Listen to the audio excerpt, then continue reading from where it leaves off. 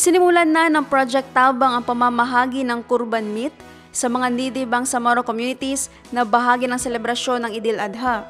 Ito ay sa ilalim ng taunang Special Assistance for Special Occasions o SAFSO program.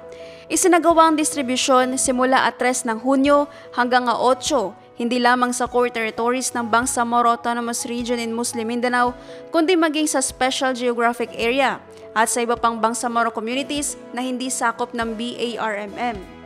Ang SAFSO ay isang key initiative sa ilalim ng Humanitarian Response and Services component ng Project Tabang na dinisenyo upang itaguyod ang sacrifice, generosity at solidarity sa panahon ng mahalagang religious occasions ng Islam. Ayon sa Project Tabang, ang SAFSO ay hindi lamang pamamahagi ng karne ng baka.